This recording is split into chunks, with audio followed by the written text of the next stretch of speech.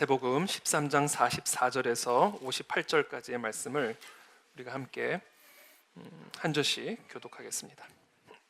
저부터 읽겠습니다. 천국은 마치 밭에 감추인 보화와 같으니 사람이 이를 발견한 후 숨겨두고 기뻐하며 돌아가서 자기의 소유를 다 팔아 그 밭을 사느니라.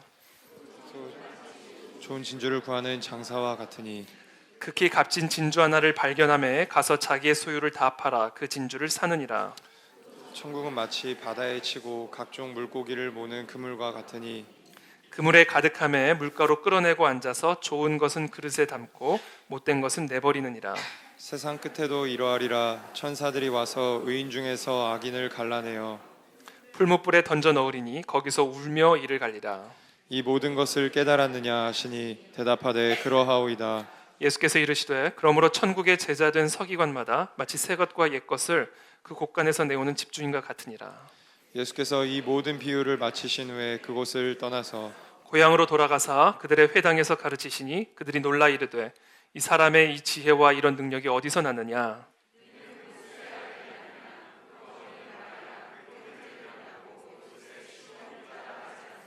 그 너희들은 다 우리와 함께 있지 아니하냐. 그런즉 이 사람의 이 모든 것이 어디서 났느냐 하고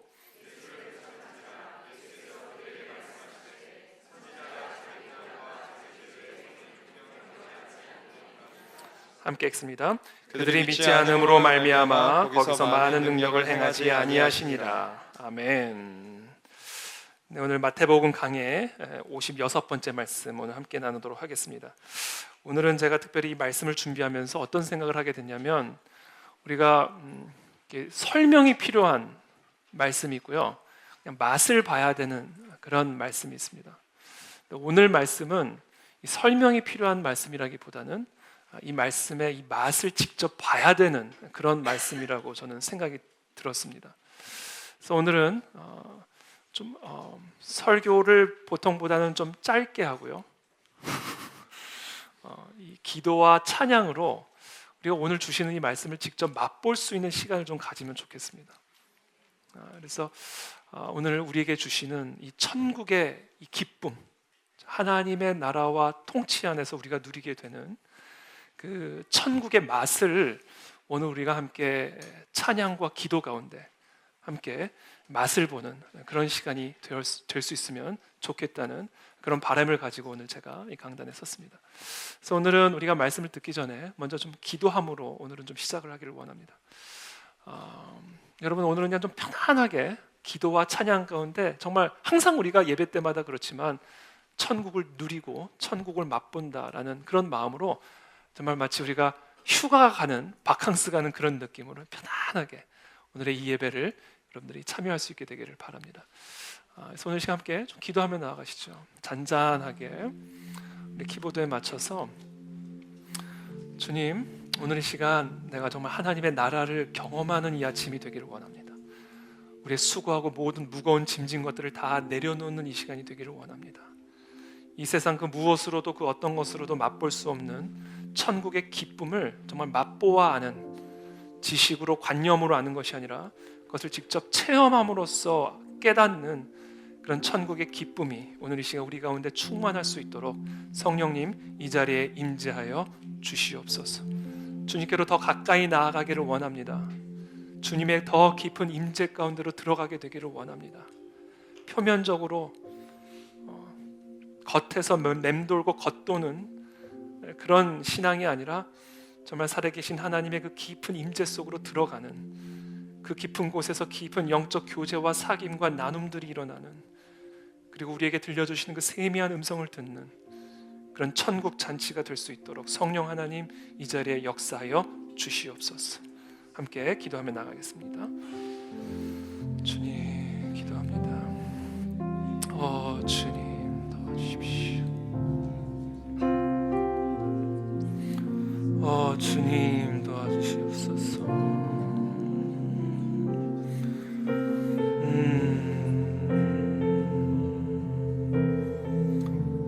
주님 도와주시옵소서. 주님 도와주시옵소서. 우리를 이끌어 주시옵소서. 우리를 인도하여 주시옵소서. 더 가까이 나가기를 원합니다. 예수 그리스도께로 더 가까이 나가기를 원합니다. 주님, 오늘 이 시간 우리 가운데 역사하시고 일하여 주시기를 원합니다. 오 주님, 오 주님 도와주십시오.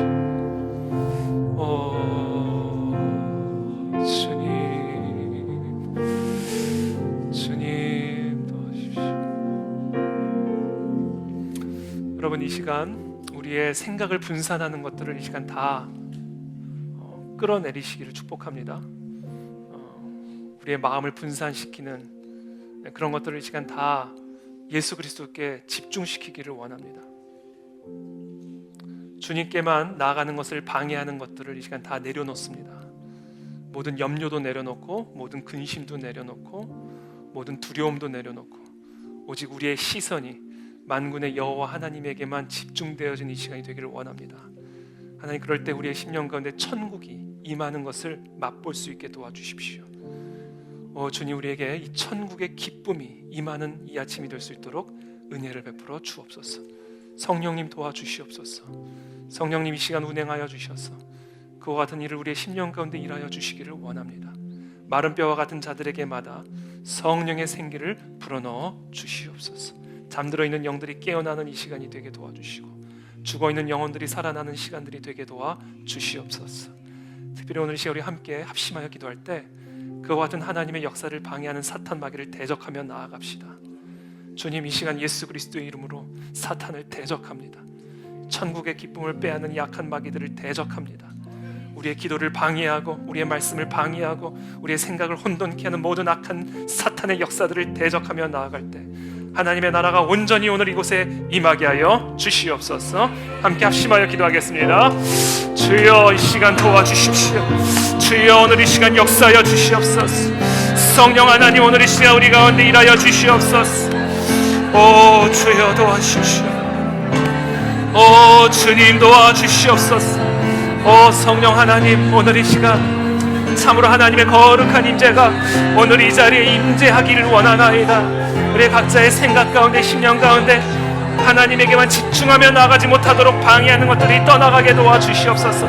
악한 사탄 마귀의 방해들이 떠나가게 도와주시옵소서. 하나님의 거룩한 임재 안에서 천국을 누리는 이 시간이 되게 도와주옵소서. 예수님을 더 갈망합니다. 예수님을 더 원합니다. 주님, 예수님만을 더 사모하며 나아가기를 원합니다. 예수님 외에 다른 것이 없음을 고백합니다. 예수 그리스도 한 분만으로 충만함을 입는 예배가 되게 도와주십시오. 예수 그리스도 한 분만으로 채워지는 예배가 되게 도와주십시오. 예수 그리스도의 영으로만 충만함을 입는 예배가 되게 도와주십시오. 주여, 그렇습니다. 우리에게 금이 필요한 것도 아니요 은이 필요한 것도 아니요 우리에게는 예수가 필요합니다. 예수 그리스도가 필요합니다. 예수님, 오늘 이 시간 우리를 채워주십시오. 우리를 다스려 주십시오. 우리를 충만하게 하여 주십시오. 우리 모두가 한 마음 한 뜻으로 그 그리스도께 나아갑니다. 한 마음 한 뜻으로 예수 그리스도께 나아갑니다. 하나님, 주님, 우리를 받아주십시오. 우리의 예배를 받아주십시오. 우리의 예배를 받아주시옵소서. 예수님 한 분만으로 충만합니다. 예수님 한 분만으로 만족합니다. 오 주여, 함께 더 원합니다. 함께 한 번만 찬양하며 나아가기를 원합니다. 더 원합니다. 예수, 예수 사랑합니다. 사랑합니다. 온 마음 다하여 오직 주님 한 분만 간절히 더 원합니다. 예수, 예수 사랑합니다. 사랑합니다. 온 마음 다하여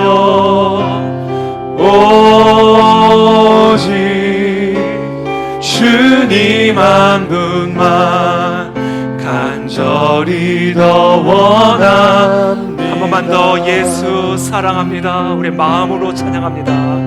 예수 사랑합니다. 사랑합니다. 온 마음 다하여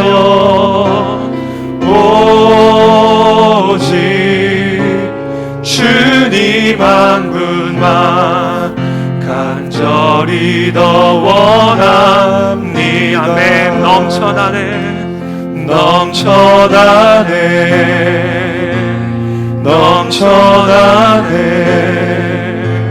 주를 향한 내 속에 갈망이 주님께로 날 이끌어 주소서. 주님을 더 원합니다. 넘쳐나네.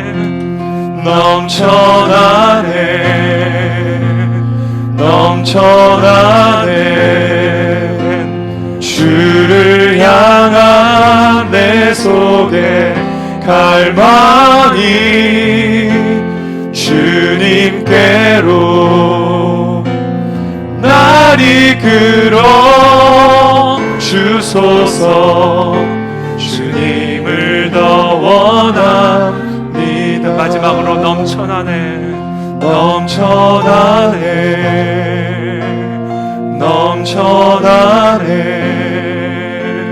주를 향한 내 속에 갈망이 주님께로 날 이끌어 주소서. 주님을 더 원합니다. 오늘 이 찬양의 가사가 우리의 기도로 나아가게 되기를 원합니다. 주님, 내 안에 이 주님을 향한 갈망이 넘쳐나는 이 시간이 되기를 원합니다. 주님, 내 안에 주님을 향한 갈망이 넘쳐나기를 원합니다. 나를 더 주님께로 이끌어 주시기를 원합니다. 그리스도 안에 천국이 있음을 오늘 우리가 기억하고, 주님, 내 안에 이 주님을 향한 갈급과 갈망이 마치 목마른 사슴이 시냇물을 찾아 나아가는 것과 같은 갈급함으로 나아가는 이 예배가 될 수 있도록 성령님, 우리에게 은혜를 베풀어 주옵소서. 예수님을 더욱 원합니다. 예수님을 더욱 사랑하기를 원합니다. 예수님을 향한 더 큰 갈망을 우리 가운데 부어 주시옵소서. 함께 시간 기도하며 나가기를 원합니다. 기도합니다.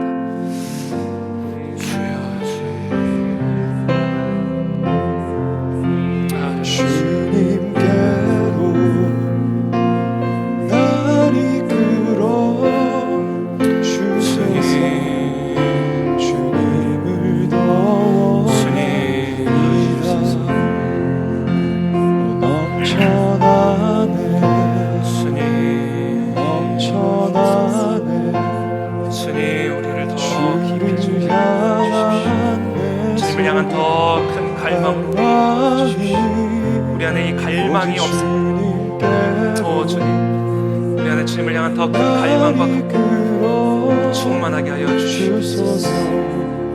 넘쳐나게 하여 주옵소서. 천국의 기쁨이 넘쳐나게 도와주시옵소서. 천국의 평안이 내 안에서 넘쳐나게 도와주시옵소서. 생수가 넘치는 것처럼 주님을 향한 내 갈망이 더 넘쳐나게 도와주십시오. 천국의 소망이 넘쳐나게 하시고, 천국의 감사가 넘쳐나게 도와주시고, 천국의 기쁨이 넘쳐나게 도와주시고, 천국의 사랑이 넘쳐나게 도와주시옵소서. 주여, 넘쳐나게 도와주옵소서. 오 성령 하나님, 도와주십시오.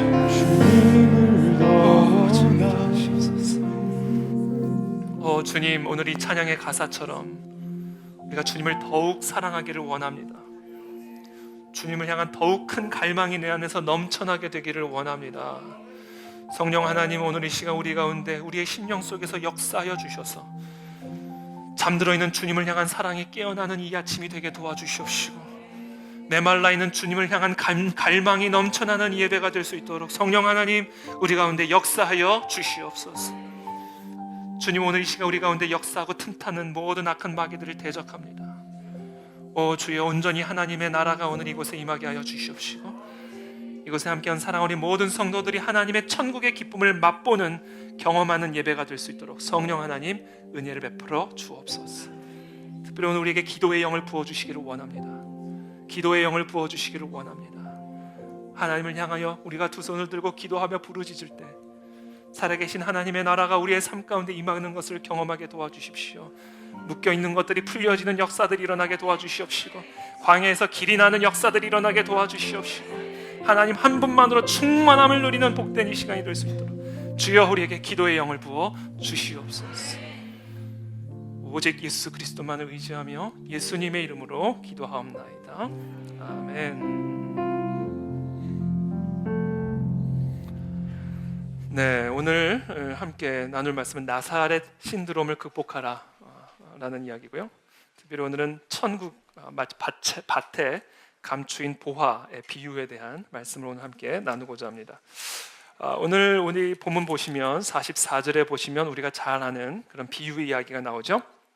제가 읽어드리겠습니다. 44절의 말씀입니다. 천국은 마치 밭에 감추인 보화와 같으니 사람이 이를 발견한 후 숨겨두고 기뻐하며 돌아가서 자기의 소유를 다 팔아 그 밭을 사느니라. 오늘 이 본문의 비유의 내용이 우리들에게는 조금 어색하게 들릴 수 있습니다. 그러나 예수님 당시 팔레스타인 사람들에게는 아주 익숙한 그런 이야기라고 볼 수가 있습니다. 당시 팔레스타인에는 지금과 같은 무슨 은행이 있었던 것도 아니고 어떤 금고나 어떤 창고가 있었던 것이 아니기 때문에 아주 중요한 이런 금은 보화 같은 것들은 특별히 이 땅에 묻어두는 일들이 사실은 일반적인 일이었습니다. 특별히 지금같이 안보나 치안이 그렇게 안전한 상황이 아니었기 때문에 언제 어디서 무슨 일이 일어날지 모르니까 항상 이렇게 깊은 땅에 이런 보화들을 묻어두었던 그런 것들이 이제 일반적인 일이었죠. 예수님의 달란트 비유를 보면 이 무익한 종도 자신의 달란트를 받아서는 그것을 잃어버리지 않기 위해서 땅에 깊이 묻어두었던 그런 내용들도 나와 있습니다. 그만큼 이 보화를 땅에 가두어두고 땅에 묻어두는 것은 일반적인 당시의 상황들이었죠. 그래서 예수님께서 말씀하고 계신 이 비유는 당시 팔레스타인 사람들이라면 누구나 친숙하게 이해할 수 있는 그런 이야기였습니다. 자, 그렇다면 예수님께서는 오늘 이 밭에 감추인 이 비유를 통해서, 밭에 감추인 보화의 비유를 통해서 우리에게 어떤 메시지를 전하고 싶으셨던 것일까요? 몇 가지 메시지가 있습니다. 첫 번째는 아주 단순한 메시지입니다. 천국은 감추어져 있다라는 메시지를 주시고자 하는 거예요. 여러분, 하나님의 나라는 감추어져 있습니다. 그래서 그것을 찾기 위해 노력하지 않으면 찾을 수가 없습니다. 저 오늘 이 시간 사랑하는 우리 모든 성도들이 이 하나님의 나라를 찾기 위해 애를 쓰는 은혜가 있게 되기를 축복합니다. 그냥 가만히 있으면 오는 게 아니에요. 그냥 가만히 있으면 천국이 그냥 내 안에 오는 게 아닙니다. 천국은 감추어져 있기 때문에 그 천국을 찾기 위해, 그 천국을 맛보기 위해, 그 천국을 경험하기 위해 애를 써야 됩니다. 저는 그와 같은 애를 쓰는 우리 모두가 되시기를 축복합니다. 여러분, 일반적으로 밭에서 보화를 캐낼 거라고 기대하는 사람은 아마 아무도 없었을 거예요. 왕이 사는 궁전이나 귀족과 부자가 사는 대저택이라면 모를까, 거름 냄새가 코를 찌르는 그런 더러운 밭에서 보화를 발견할 수 있을 거라고는 아마 아무도 상상하지는 못했을 거예요. 그래서 표면적으로는 만약에 보화가 표면적으로 나타났으면 얼마나 좋았겠어요.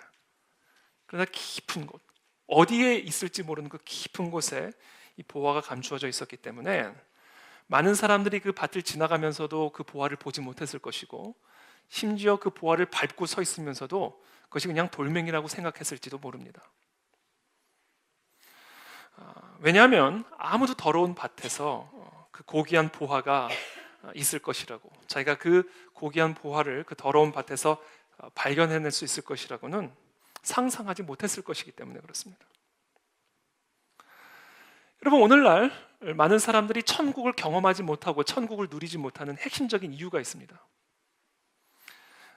그 이유는 오늘날의 많은 사람들은 천국을 어디에서 찾고 있는지 아세요? 현금에서 찾고 있기 때문에 그렇습니다. 그 현금을 가지고 이런 차를 타고 저런 집에서 살면 그 속에서 참된 기쁨과 천국을 누릴 것이라고 생각하고 있습니다. 오늘날의 사람들은 천국을 쾌락에서 찾고 있죠.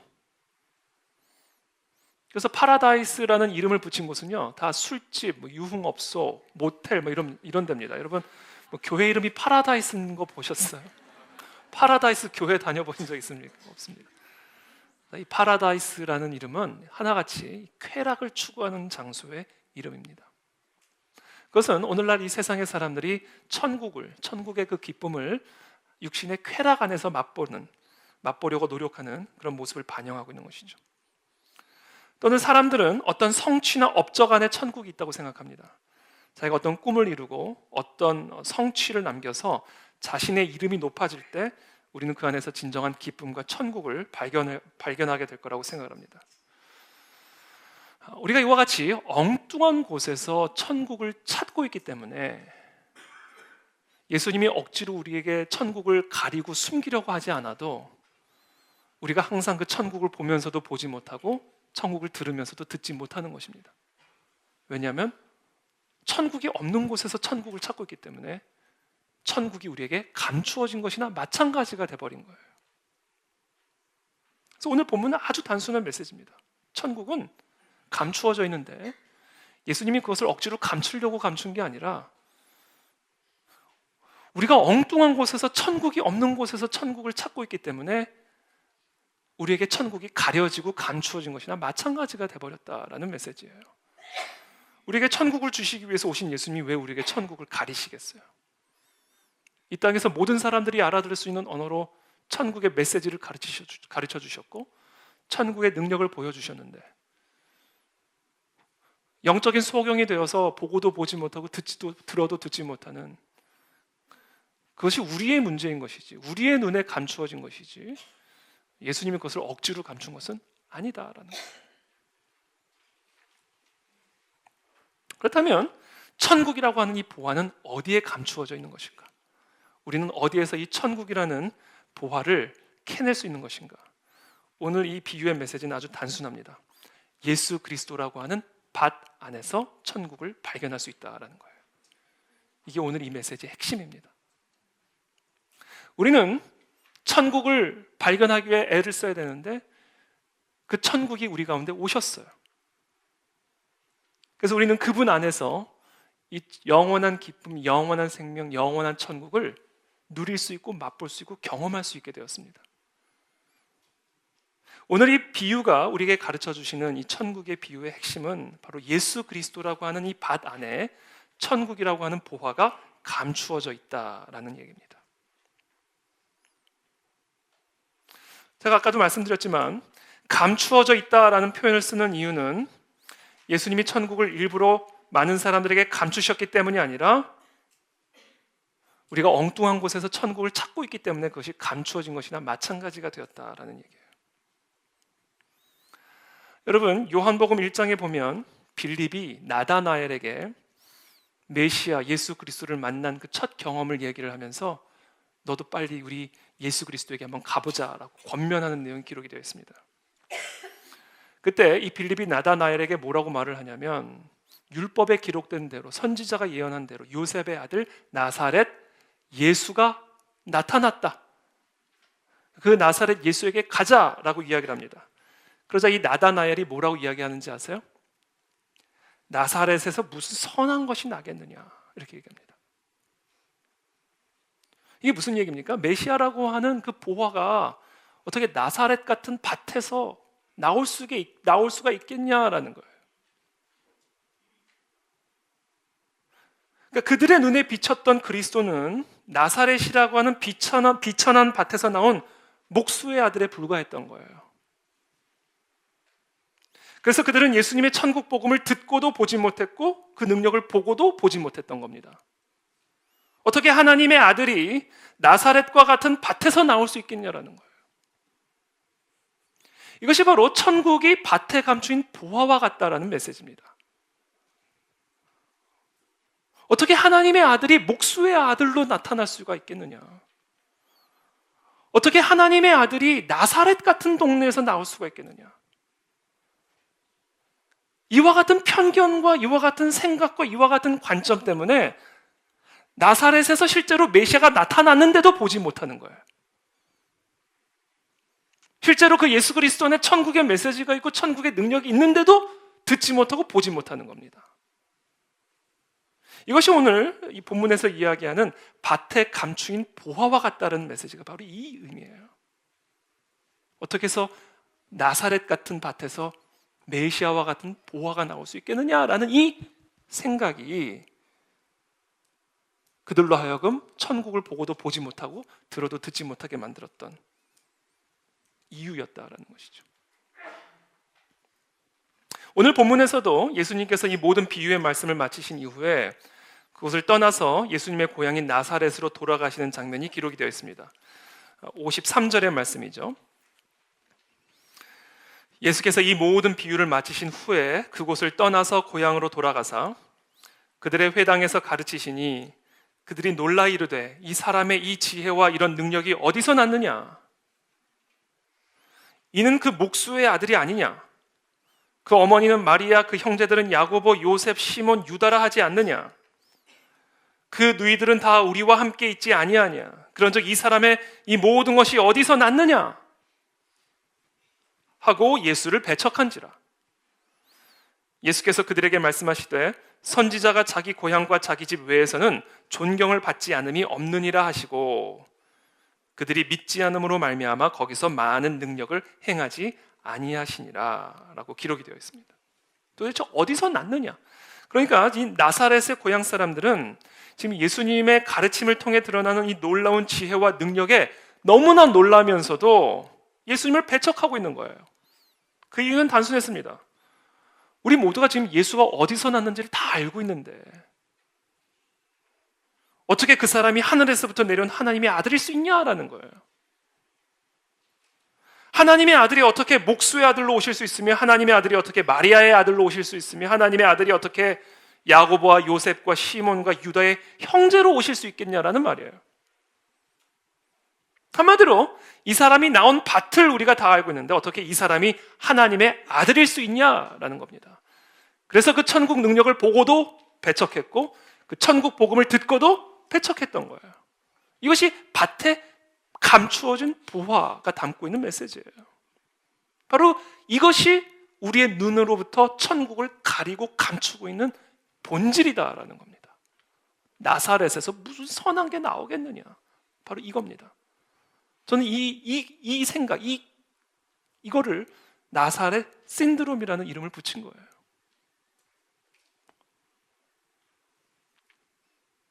어떻게 나사렛이라는 밭에서 하나님의 아들이 나올 수 있겠느냐? 라며 하나님을 무시하는 거죠. 멸시하는 거죠. 경멸하는 거죠. 바로 그 경멸이, 그 무시가 바로 이들의 눈에서 하나님의 아들을 보고도 보지 못하게 만들었던, 듣고도 듣지 못하게 만들었던 핵심이었다라는 거죠. 그래서 예수님께서는 자신의 고향에서 역설적으로 많은 능력을 행하실 수가 없었습니다. 왜냐하면 그 고향 사람들 안에 어떻게 해서 나사렛에서 선한 것이 나올 수 있겠는가라는 이 나사렛 신드롬에 사로잡혀 있었기 때문에 역설적으로 예수님은 자신의 고향에서 많은 능력을 행하실 수 없었다라고 기록을 하고 있는 거예요. 여러분, 이것이 단순히 나사렛의 사람들에게만 국한된 문제가 아닙니다. 우리 모두에게도 이와 같은 나사렛 신드롬이 다 있습니다. 어떻게 하나님의 아들이 아기의 모습으로 오실 수 있냐라는 거예요. 어떻게 만왕의 왕이 왕궁이 아니라 말구유에서 나오실 수가 있냐는 거예요. 어떻게 십자가에 못 박혀 죽은 사형수 안에 천국이 있냐는 거예요. 그게 도대체 말이 되냐라는 거예요. 그 2000년 전에 십자가에 못 박혀 죽임을 당한 그 젊은 목수, 그 사형수 안에 우리의 영원한 생명이 있고 우리의 영원한 천국의 기쁨이 있다는 것이 그것이 과연 말이 되냐라는 거예요. 바로 이와 같은 이 나사렛 신드롬이 우리로 하여금 천국을 누리지 못하게 막고 있는 핵심적인 장벽이에요. 저는 오늘 이 시간 그 모든 장벽들이 허물어지는 역사가 오늘 예배 가운데 임하기를 축복합니다. 바로 그 장벽 때문에 우리가 예수 그리스도께로 나아가지를 못하는 거예요. 바로 그 장벽 때문에 더 깊은 그 그리스도의 임재를 우리가 갈망하지 못하는 거예요. 왜? 나사렛이 자꾸 보이는 거예요. 그 더러운 밭이 자꾸 보이는 거예요. 그래서 예수 그리스도를 보고도 보지 못하고 예수 그리스도를 듣고도 듣지 못하는 그런 영적 소경 상태에 빠져 있게 된다는 거예요.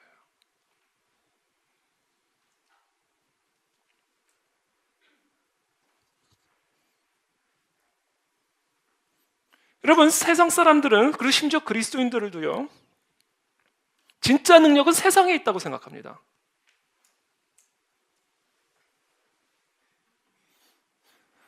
진짜 기쁨은 세상에 있다고 생각해요. 그래서 교회에서 조금 고생하고 세상에서 기쁨을 맛보는 이런 컨셉입니다. 컨셉이 그래요. 컨셉이 그렇다고요. 지금 몇 시간 조금 바짝 고생하고 나가서 기쁨을 누리는 이 컨셉이라니까요, 우리 컨셉이. 그래서 진짜 능력은 교회 안에 있는 게 아니라 세상 안에 있다고 생각하고요. 진짜 기쁨은 교회 안에 있는 게 아니라 세상 안에 있다고 생각해요. 그게 나사렛 신드롬입니다. 나사렛에서 무슨 선한 게 나오겠냐라는 거예요. 세상은 화려하지만 교회는 초라하고,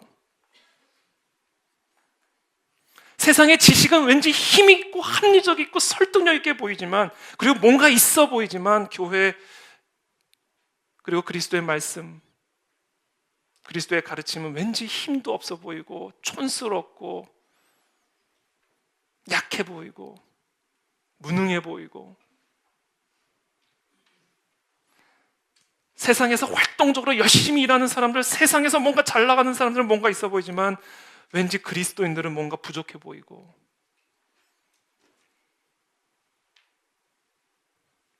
이게 지금 우리 모두 안에 있는 나사렛 신드롬이라니까요.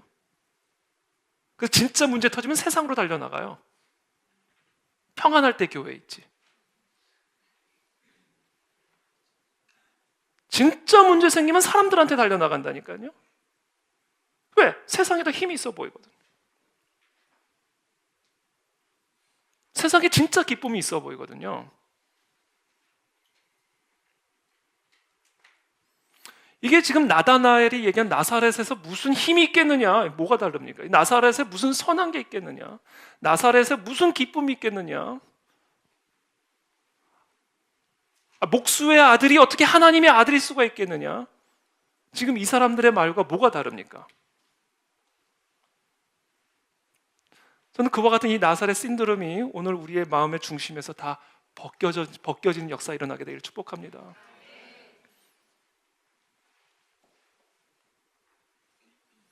바로 이와 같은 이 나사렛 신드롬 때문에 우리도 당시 이 나사렛 사람들처럼 밭에 감추인 보화를 몰라보고 있는 것은 아닌가.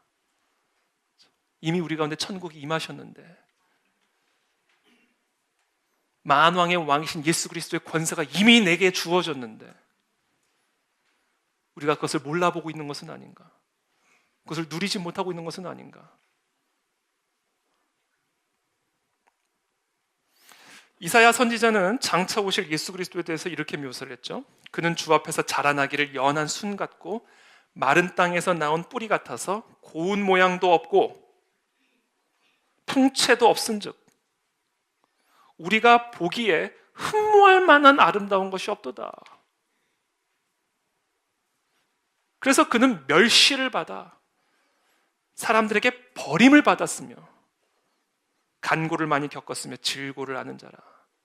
마치 사람들이 그에게서 얼굴을 가리는 것 같이 멸시를 다 얼굴을 가려버렸다는 거예요. 그에게서.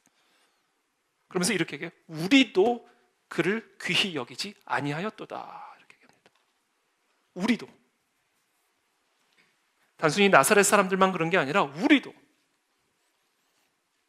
고운 모양도 없고 풍채도 없고 보기에 흠모할 만한 아름다운 것도 없고, 그래서 그들처럼 우리도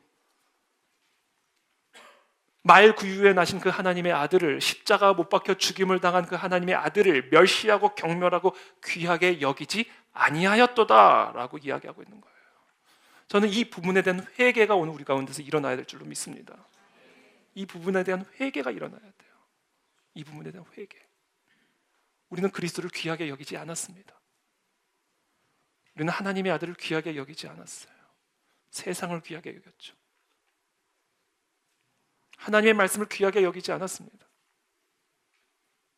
하나님의 임재를 귀하게 여기지 않았.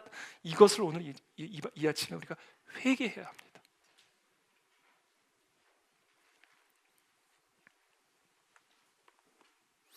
말 구유에 누인 그 아기 속에 사탄의 머리를 부수고 이 세상을 구원하시는 하나님의 아들이 있음을 믿으시기를 축복합니다. 십자가에 못 박힌 젊은 사형수 안에 우리의 모든 죄를 대속하시고 우리에게 영원한 생명을 주실 하나님의 아들이 있음을 여러분 믿으시기를 축복합니다. 사람들이 그렇게 무시하고 하찮게 여기는, 경멸하는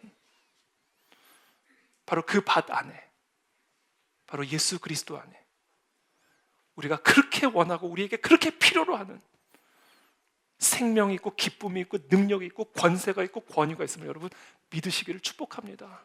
그래서 우리는 그 예수 그리스도를 향한 예배의 회복이 오늘 이 자리에서 일어나야 되는 거예요.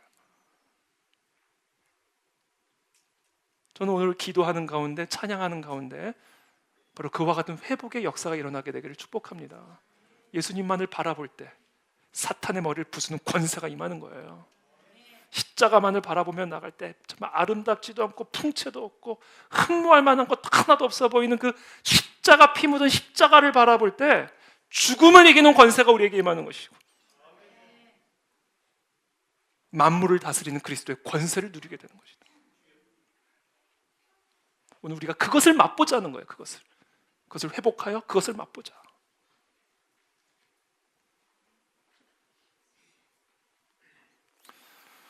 또 이 본문이 저희 묵상하는 것 저에게 주셨던 메시지는 이거예요. 천국이라고 하는 것은 밭에 감추어진 보화와 같다는 얘기는 일단 기본적으로 첫 번째 말씀인 것은 예수 그리스도, 풍채도 없고 아름다워 보이지도 않는 예수 그리스도. 세상이 더 아름다워 보이지 예수 그리스도는 별로. 그렇죠? 우리 안에도 그와 같은 나사렛 신드롬이 있습니다. 또 다른 측면도 있어요. 가만히 묵상을 해보니까 나사렛 57절에 보면 13장 57절에 보면 이렇게 되어 있죠. 예수를 배척한지라. 55절부터 읽어드릴게요. 이는 그 목수의 아들이 아니냐, 그 어머니는 마리아, 그 형제들은 야고보, 요셉, 시몬, 유다라 하지 않느냐. 그 너희들은 다 우리와 함께 있지 아니하냐. 그런즉 이 사람의 이 모든 것이 어디서 났느냐 하고 예수를 배척한지라. 이게 어디서 났느냐, 그리고 할렐루야 주 예수여 오시옵소서가 아니라 어디서 났느냐 하고 배척을 했어요. 왜요? 내 친구 예수가 그럴 리는 없다라는 거예요. 내가 이 친구의 아버지를 알고 있는데, 내가 이 집안을 알고 있는데, 어렸을 때부터 함께 코 흘리면서 성장했던 이 예수가 그럴 리는 없다라는 거예요. 이것은 우리에게 무엇을 시사하냐면 우리에게 너무 익숙한 것, 우리에게 너무 가까이 있는 것 안에 천국이 감추어져 있다라는 메시지를 우리에게 시사하고 있는 겁니다. 천국은 우리의 일상, 우리의 익숙한 가운데 감추어져 있다라는 메시지를 제가 묵상했어요. 마치 나사렛 내 고향 친구가 메시아였던 것처럼. 그러나 너무나 익숙하고 너무나 가까운 자였기 때문에 어디서 이런 능력이 나타나느냐? 그러고는 배척했잖아요. 그러니까 우리의 너무 익숙함이 오히려 나사렛 신드롬이 될 수가 있어요. 그래서 우리가 정말로 보물이라고 생각하는 것을 보물이라고 취급하지 않고 보물처럼 여기지 않아서 그 보물이 주는 기쁨을 누리지 못하는 경우들이 있다는 거예요. 천국이 마치 그와 같다라는 거예요.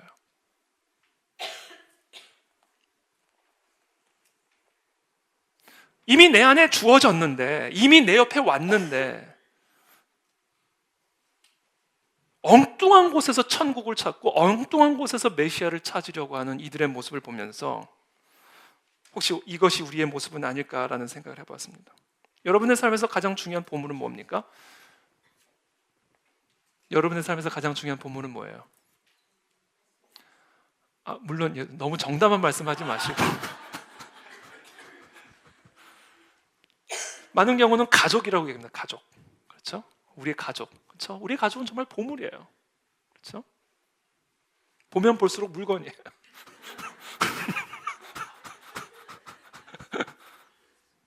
가족은 보물이죠. 근데 정말 가족을 보물처럼 취급하십니까? 이게 그냥 다른 얘기인 거예요. 그러니까 가족처럼 소중한 게 어디 있습니까, 이 세상에? 내 남편, 내 아내, 내 자식, 내 부모. 여러분, 세상 어디에도 가족 같은 곳은 없어요. 부모 같은 분 없고요, 남편 같은 남자 없고요, 아내 같은 여자 없습니다. 웃지 마세요, 여러분. 정말이에요. 근데 정말 그 가족을 보물처럼 여기는가? 그리고 어디서 천국을 찾습니까? 지금 그 메시지예요. 아니, 내게 주신 그 천국을 담은 가족을 붙여주었는데 그 가족 안에서 천국을 누리지 못하면 어디서 천국을 누리겠냐라는 거예요. 가족을 소중하게 여기시기를 축복합니다. 그 안에 천국이 감추어져 있어요. 옆에 남편과 아내가 있으면 당신이 천국입니다 얘기하십시오. 당신 안에 천국이 있다. 이렇게 비협조적인 경우는 처음 본 것 같아요. 나사렛 항상 함께 지내왔던 예수, 내 친구 예수, 내 동생 예수, 내 조카 예수, 그 예수 안에 천국 복음의 능력이 나타남에도 불구하고 이거 어디서 난 거니? 그러고는 배척을 해버리잖아요.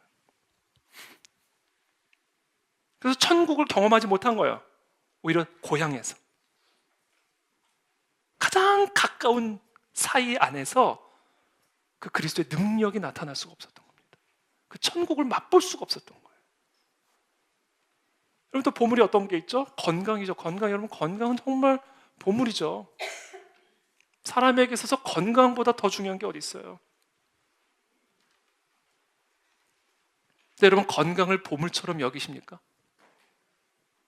여러분, 건강 안에 하나님의 은혜가 있고, 건강 안에 하나님의 축복이 있고, 건강 안에 하나님의 위로가 있습니다, 여러분. 건강 안에 천국이 있어요.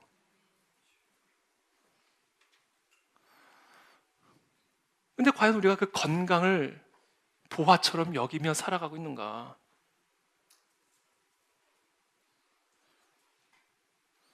어제 야식 드시고 주무신 분은 회개하시길 축복합니다.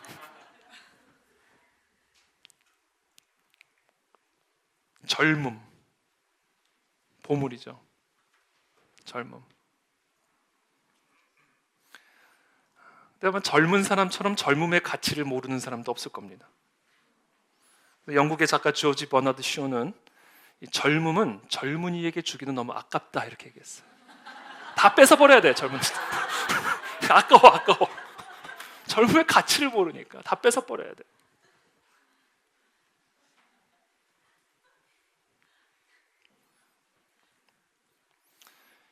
현재라고 하는 보물은 그 현재가 과거가 된 후에야 그것이 보물이라는 것을 깨닫죠. 참 안타까운 일입니다. 여러분, 사람이 느끼는 감정 가운데 이 후회라는 감정보다 더 고통스러운 감정은 없는 것 같아요. 다시 돌아갈 수가 없잖아요. 다시 회복이 안 되잖아요. 한번 지나간 현재라고 하는 선물은 다시는 돌아오지 않는 거예요. 여러분, 우리가 어디서 하나님의 나라를 누리고 어디서 하나님의 은혜를 누리고 어디서 하나님의 하나님 되심을 누릴 수 있는가? 이와 같이 그냥 하나님이 이미 우리에게 주신 이 일상, 하나님이 우리에게 이미 선물로 주신 이 일상 속에서 우리는 하나님을 경험하고 누릴 수 있다라는 거예요. 그것을 방치하고 어디서, 그것을 배척하고 어디서 하나님의 나라를 누릴 수 있겠냐라는 것을 오늘 이 나사렛의 고향 친구들이 우리에게 가르쳐주고 있는 것이죠. 저와 여러분들에게 주어진 일상을 귀하게 여기기를 축복합니다. 우리의 가족, 우리의 현재, 우리에게 허락된 이 시간들, 이것 안에 하나님의 나라가 있어요. 그것을 통해 하나님의 선물을 누리는 겁니다.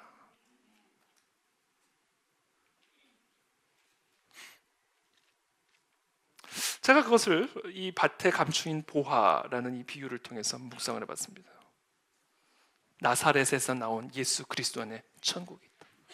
그러나 동시에 또 이 말씀은 우리에게 허락된 이 일상 안에 하나님이 선물로 주신, 이미 우리에게 주신 우리의 가족과 우리의 현재와 우리의 생명 안에 이미 하나님의 은혜와 위로와 축복의 선물들이 다 패키지로 담겨져 있다. 그걸 언제 알게 되냐면요, 뺏겨보면 알아요. 뺏겨보면. 아, 그게 하나님의 위로. 그렇잖아요. 건강 뺏기고 건강 달라고 기도하잖아요. 건강이 다시 오면 하나님의 은혜가 온 거예요. 그렇죠? 하나님의 치유가 온 거잖아요. 하나님의 나라가 임한 거 아니에요. 그러니까 뺏겼다가 얻으면 아, 이게 하나님의 나라였구나. 이게 지금 이 건강한 삶이 하나님의 나라를 누리는 거였구나. 사랑하는 가족과 헤어져 보면 알아요. 아, 함께 있었던 때가 이게 하나님의 나라였구나. 천국이었구나.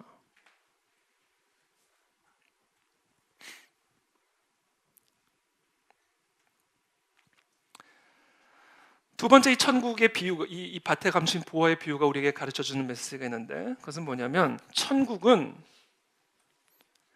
하나님의 나라는 하나님의 통치 가운데 거하게 되면, 하나님의 다스림 가운데 거하게 되면 그 안에 나타나는 아주 중요한 핵심적인 특징이 있는데, 그건 뭐냐면 기쁨이 넘친다라는 거예요. Joy, joy, joy. Joy in my heart. Joy in my heart.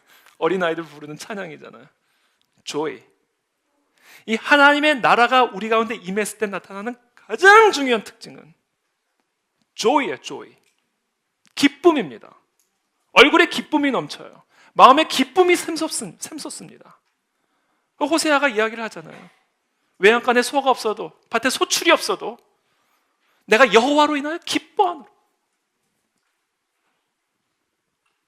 뭐가 있어서 기쁜 게 아니라 하나님의 나라가 내 안에 임하시면 기쁨이 샘솟게 되어 있어요. 기쁨이 없다. 잘못된 거예요.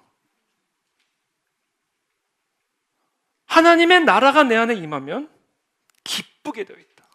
조이다, 조이. 우리 교회 빌딩 이름이 조이 빌딩이라는 게 참 신기한데 우리에게 주신 건물이라고 믿습니다.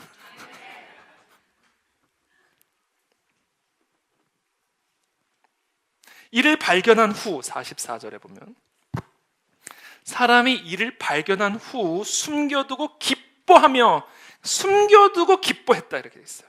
왜 그것을 숨겨두고 기뻐했을까? 빼앗기고 싶지 않았기 때문이에요. 어디서도 맛보지 못했던 그 기쁨이었기에 그 누구에게도 해방받지 않고 빼앗기고 싶지 않았던 그와 같은 완벽한 기쁨을 이 보화를 통해서 맛보았기 때문에 밭에 감추었던 그 보화를 발견하자마자 숨겨뒀다. 빼앗기고 싶지 않았던 거예요. 그 어떤 것으로도 대체될 수 없는 기쁨이었기 때문에 이 천국의 기쁨을 빼앗기면 그 어떤 것으로도 이 기쁨을 대체할 수가 없기 때문에 밭에서 그 기쁨을 발견하자마자 숨겨둬 버린 거예요. 빼앗기지 않기 위해. 이것은 무엇을 의미합니까? 밭에 감춘 이 보화야말로, 예수 그리스도 안에 감추어진 이 보화야말로, 예수 그리스도 안에 있는 이 천국이야말로 그 어떤 것으로도 대체될 수 없는 참 기쁨을 주신다라는 메시지예요. 저와 여러분들은 지금 무엇을 통해 기쁨을 누리기를 원하십니까? 어디에서 기쁨을 찾기를 원하십니까? 기쁨이 있으십니까? 우리의 마음에 기쁨이 있으십니까? 그 기쁨이 임해야 된다. 그 기쁨을 사모해야 된다. 기쁨이 없는 신앙은 죽어있는 신앙이에요. 왜? 하나님의 나라는 기쁨이기 때문에. 그 어떤 것으로도 대체될 수 없는 기쁨이기 때문에. 저는 이 예배가 기쁘게 되기를 축복합니다. 우리가 기도하는 가운데 말할 수 없는 기쁨이 샘솟게 되기를 바랍니다. 물론 초반에는 좀 짜증은 날 수 있어요. 초반에 아직 그 맛을 보기 전에는. 여러분 밭을 캘 때요 처음부터 기쁨이 왔겠어요? 그 밭에 보화를 감춘 사람이 대강 감췄겠습니까? 파고 또 파고 또 파가지고 보화를 감추지 않았겠어요? 그러니까 이 보화를 캐내는 사람들이 그 사람이 대강 파고 보화를 발견했겠냐고요. 파고 또 파고 또 파고 또 파다가 보화가 나온 거예요. 여러분, 우리가 이 기도하는 가운데, 예배드리는 가운데, 찬양하는 가운데, 하나님께 나아가는 가운데 피곤할 수 있고 때로는 고단할 수 있고 때로는 심지어 짜증도 날 수 있어요. 그런데 거기서 멈추시면 안 돼요. 조금만 더 파고 들어가면 여러분이 어디에서도 맛본 적이 없는 진짜 기쁨이 터져 나옵니다. 그 기쁨이, 진짜 기쁨이 터져 나올 때까지 파야 돼요. 저는 그 역사가 우리의 예배 가운데 일어나기를 원하는 겁니다. 그래서 제가 계속해서 끌고 가는 거예요. 10분 더, 20분 더, 30분 더. 꼭 시간이 중요한 건 아니지만 그러나 시간도 무시 못하는 거예요. 조금 더, 조금 더, 조금 더. 계속 확장시켜 나가는 거예요. 그 가운데 조금씩 뭐야 이거 이렇게 되는 그런 역사가 이곳에서 일어나기를 원하는 거예요. 그래서 리바이벌 윅, 할렐루야. 리바이벌 윅. 이제부터 본격적으로 기도로 준비 시작할 거고요. 저는 그 리바이벌 윅 기간 동안에 그 저녁 금식할 겁니다. 뚫어지도록, 진짜 이 기쁨이 샘솟도록. 그래서 여러분, 바쁜 일정이 있으시겠지만 늦어도 다 오십시오. 다 오십시오. 함께 말씀 듣고 함께 기도하고 뚫고 또 뚫고 또 뚫고 파고 또 파고. 그래서 진짜 그 어떤 것으로도 맛보지 못했던 대체할 수 없는 참 기쁨이 터져 나오는 그런 역사가 이 성전 안에서 일어나기를 예수 그리스도로 축복합니다. 마지막으로 세 번째 메시지인데요. 그 천국을 발견한 다음에, 이 보화를 발견한 다음에 이 사람이 뭐를 했냐면요, 이렇게 되어 있습니다. 44절에 천국은 마치 밭에 감추인 보화와 같으니 사람이 이를 발견한 후 숨겨두고 기뻐하며, 여기서 끝난 게 아니에요. 돌아가서 자기의 소유를 다 팔아 그 밭을 사느니라. 그러니까 그 천국의 기쁨을 발견한 이후에는 뭐를 했냐면, 이 사람이 그 천국을 소유하기 위해서, 그 보화를 자기가 완전히 소유하기 위해서, 자기 것으로 만들기 위해서, 그래서 영원토록 그 기쁨을 누리기 위해서 돌아가서 뭐를 했냐면 자기의 모든 소유를 다 팔아가지고 그것으로 밭을 샀다, 이렇게 돼 있어요.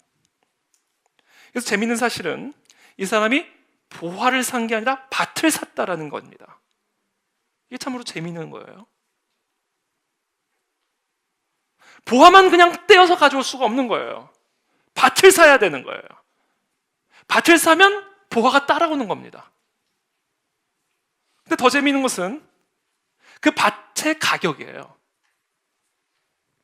밭의 가격은 뭔지 아세요? 그 사람이 갖고 있는 것 전부. 이게 이 밭의 가격이에요. 무슨 액수가 정해져 있는 게 아니에요. 자기가 갖고 있는 게 100만 원이면 그 밭의 가격은 100만 원이에요. 자기가 갖고 있는 것이 1억이면 그 밭의 가격은 1억이에요.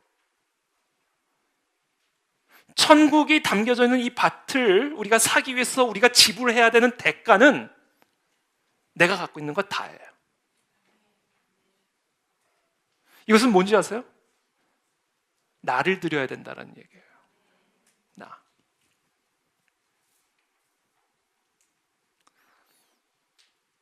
그리스도께 자기 자신의 모든 것을 내어드린 자만이 그리스도 안에 감추어진 천국의 기쁨을 누릴 수 있다라는 이 천국의 원리를 우리에게 가르쳐주고 있는 겁니다. 여러분, 이 원리, 이게 예수님이 우리에게 지금 가르쳐주고 계신 원리예요. 나를 완전히 그리스도께 내어드린 자만이 이 밭 안에 담겨져 있는 대체할 수 없는 기쁨을 맛볼 수 있는 유일한 길이다라는 것을 이 비유를 통해서 지금 우리에게 가르쳐 주신 거예요. 여러분, 내가 갖고 있는 것을 다 드렸다. 이건 무슨 얘기예요? 나를 드린 거예요. 내가 갖고 있는 건 곧 나예요. 내가 갖고 있는 건 곧 나죠.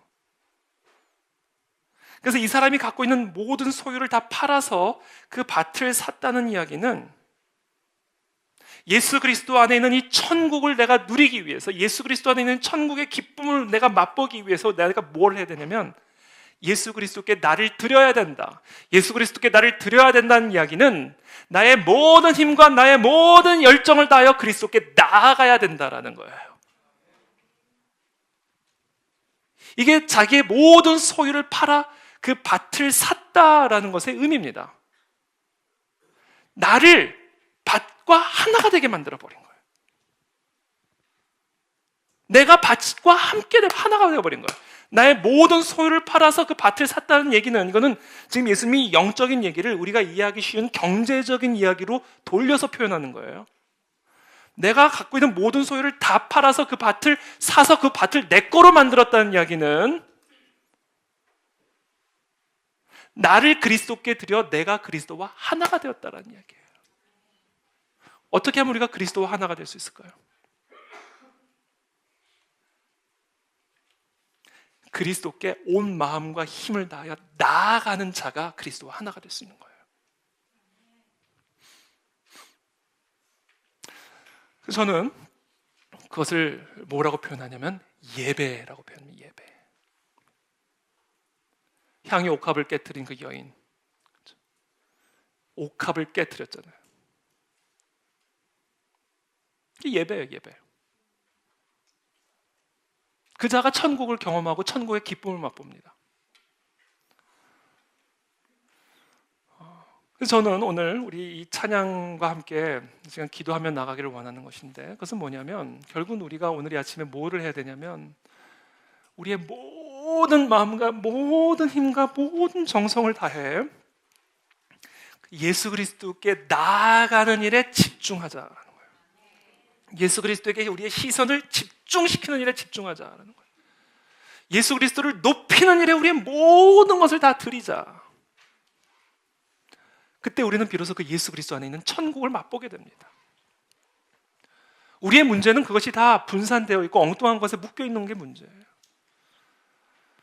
저는 오늘 이 시간 마치 향유 옥합을 예수님의 발 앞에 깨뜨렸던 그 여인처럼, 또 밭에서 보화를 발견하고 자신의 모든 소유를 다 팔아 그 밭을 샀던 이 사람처럼 오늘 이 시간 우리 모두가 나의 전인격을 다하여 그리스도를 향하여 나아가고 그리스도를 높여드리고 그리스도 앞에 머무는 그와 같은 참된 예배가 오늘 우리 가운데 회복되어지기를 예수님의 이름으로 축복합니다. 그럴 때 비로소 우리는 참된 천국의 기쁨을 누리게 될 것을 믿습니다. 오늘 이 시간 함께 기도하며 나갑시다.